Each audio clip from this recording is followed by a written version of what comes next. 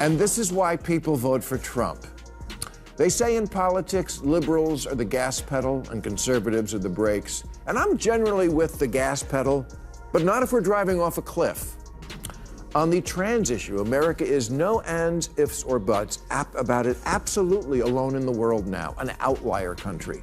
Last month, England's National Health Service announced that there's not enough evidence to support the safety or clinical effectiveness of puberty blockers for third graders. 4 years, the woke left have treated Canada like their glittering snow globe of perfection, America's polite maple-flavored role model.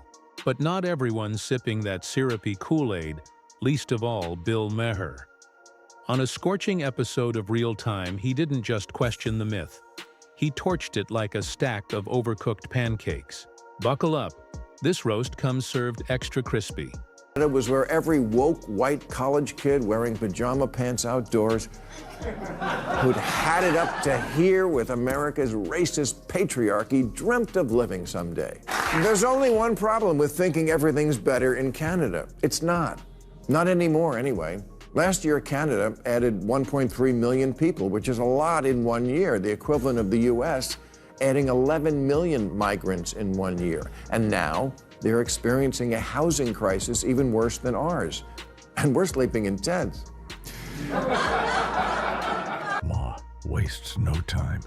He dives straight into the woke left's maple-flavored daydream and rips it open like a snow globe in a blender. First up on his hit list, Canada's housing catastrophe. The love child of feel-good immigration policies, the American left drools over like it's Willy Wonka's golden ticket. Here's the frosty truth. Canada's staring down a jaw-dropping 3.5 million home shortfall by 2030. A gap so gaping it makes California look like a landlord's paradise. Meanwhile, over 1 in 5 Canadians are already coughing up more than 30% of their income just to avoid sleeping in their Teslas. And yet, the woke brigade keeps hoisting Canada up like it's heaven on ice. Ma doesn't just smirk at that delusion. He lights it up like a bonfire in a blizzard. The median price of a home here is $346 grand. In Canada, converted to US dollars, it's $4.87. If Barbie moved to Winnipeg, she wouldn't be able to afford her dream house, and Ken would be working at Tim Hortons. Housing in Canada isn't just expensive, it's straight up brutal. The average home goes for around $500,000 to $540,000. And in Vancouver or Toronto, those numbers shoot past $750,000 to over $1 million US, faster than you can say mortgage meltdown. Meanwhile, in the US, the typical home tag's in around $350,000 to $400,000. Suddenly, that snowy utopia starts looking more like an economic ice bath. The woke left keeps chanting about copying Canada's brilliant model.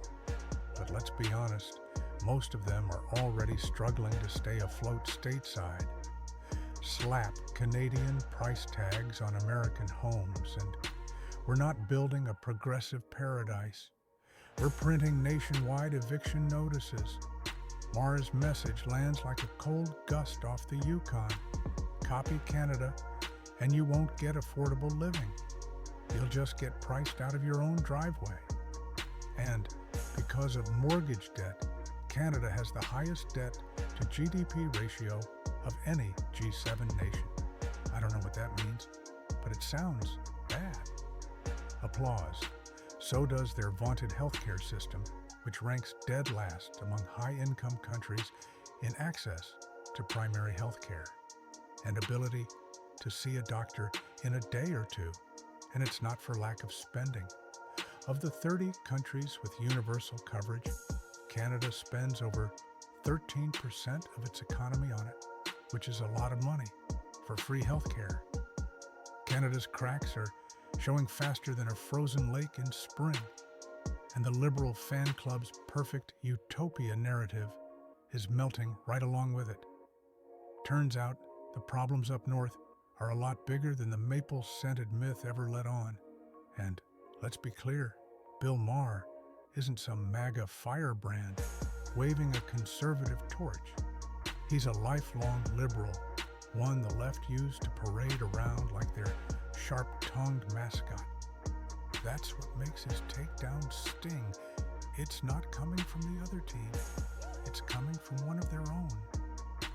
If Maher's the one calling foul on Canada, then this fantasy isn't just cracked.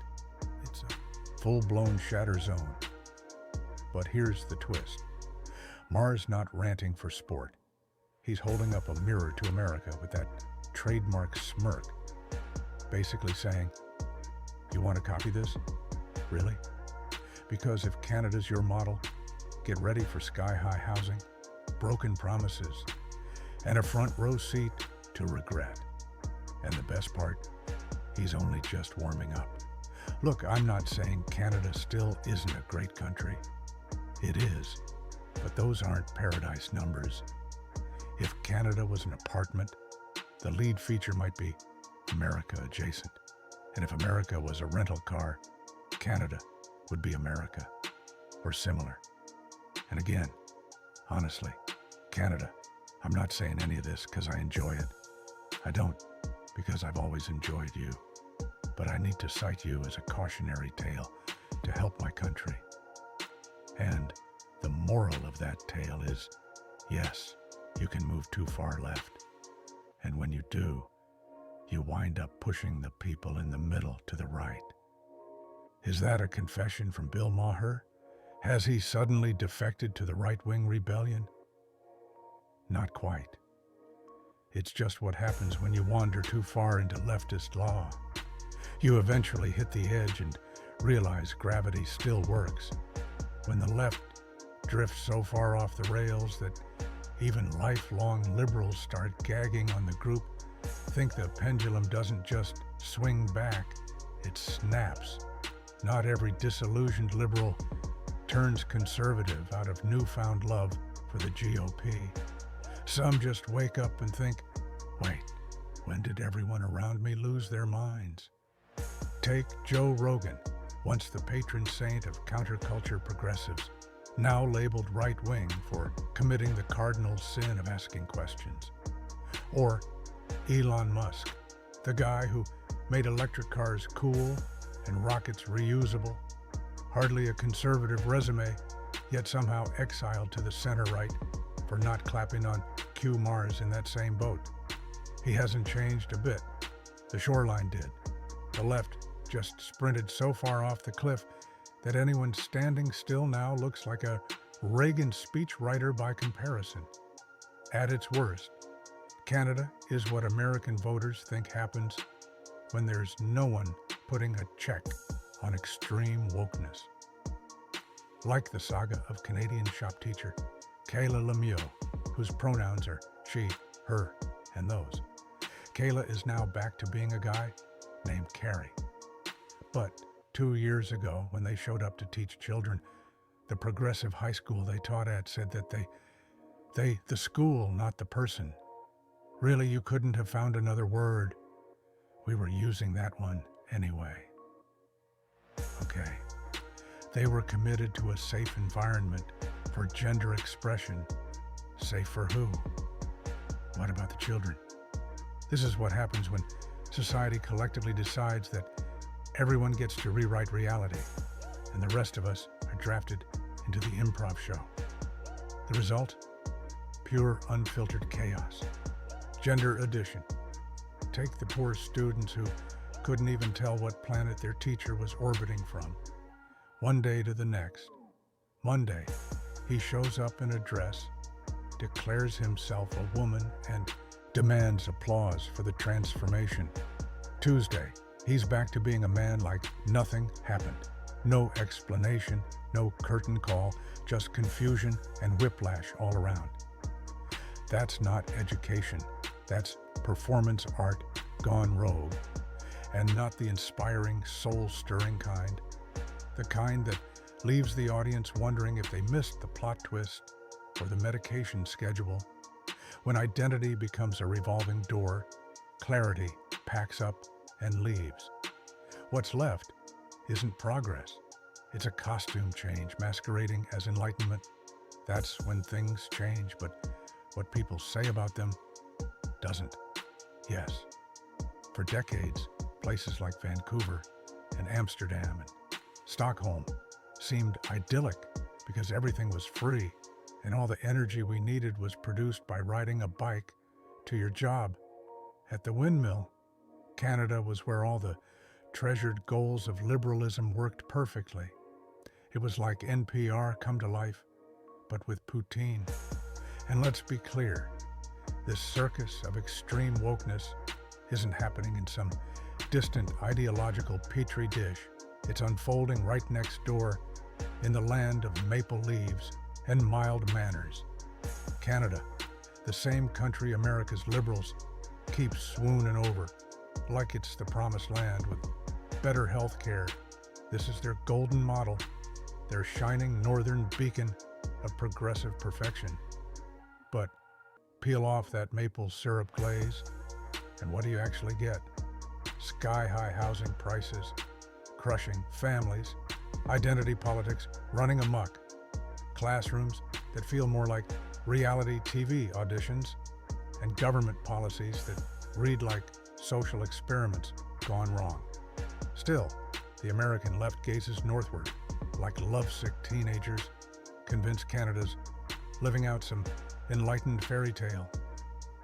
It'd be hilarious if it weren't so tragic, because if this is utopia, it's one built on debt, dysfunction, and delusion. Maher's message slices through the sugarcoating. Before liberals start photocopying Canada's playbook, they might want to read the fine print. Spoiler alert, it's not the fantasy brochure they've been handing out. They say, in politics, liberals are the gas pedal and conservatives are the brakes. And I'm generally with the gas pedal, but not if we're driving off a cliff. On the trans issue, America is no ands, ifs, or buts about it. Absolutely alone in the world now, an outlier country. Last month, England's National Health Service announced that there's not enough evidence to support the safety or clinical effectiveness of puberty blockers for third graders, and that they were going to stop fumbling around with children's privates because that's Prince Andrew's job. Maher's dead on here. Trump didn't just materialize out of the political ether. He won because millions of Americans, including centrists and fed-up liberals, finally hit their limit with the never-ending avalanche of woke theatrics pouring out of the left. The Democratic National Committee had morphed into a full-blown circus. Identity, politics as the main act, cancel culture as the sideshow, and virtue signaling as the popcorn stand. And people weren't buying tickets anymore. It wasn't just conservatives rolling their eyes. Moderates and independents were heading for the exits too. Even the younger voters, the very crowd Democrats thought they had on speed dial, started to tune out. Turns out, trading freedom of thought for ideological obedience doesn't exactly sell on campus or anywhere else. The DNC stopped feeling like a political movement and started feeling like detention with better hashtags. And when the left forgot how to lead, they didn't just lose the White House. They practically mailed it to Donald Trump with a handwritten note that said, "Our bad." So too with all the other good place countries in direct opposition to America's choice to affirm children's wishes on switching gender, no matter the age or psychiatric history. The far left, which always like to use, well, Europe does it. Yeah, no, that doesn't work on this one anymore. Here's the irony. The woke brigade would rather sweep under the rainbow rug. The very countries they gush over as models of enlightenment aren't exactly on board with their gender dogma. In fact, many of them have slammed the brakes entirely. Take Sweden, Finland, and the UK, the holy trinity of progressive virtue in the left's imagination. Each has rolled back or flat out restricted medical transitioning for minors, citing something radical called evidence. Some have banned it altogether until adulthood, deciding that maybe, just maybe, irreversible procedures shouldn't be part of teenage experimentation. These governments did the unthinkable. They looked at the data, considered the long-term consequences, and chose to protect kids over pleasing activists. Meanwhile, America's woke elite keep insisting they're following the science while ignoring that the rest of the developed world quietly stopped marching in that parade. Even the so-called enlightened nations know better than to gamble with children's futures just to win applause from the Twitter crowd. Or on immigration, Sweden opened its borders to over 1.5 million immigrants since 2010, and now 20% of its citizens are foreign-born, and its education system is tanking, and it has Europe's highest rate of gangland killings. And one result is that the far-right parties, true enough, throwing the borders wide open to anyone with a pulse and a passport stamped fantasy, isn't compassion, it's calamity, with a press release, and we're living the fallout. Fentanyl smuggling and usage have exploded in recent years, turning communities into ground zero for one of the deadliest drugs ever cooked up. This isn't about minor inconveniences, it's about neighborhoods hollowed out, families shattered, and an entire generation fading under the weight of a chemical apocalypse.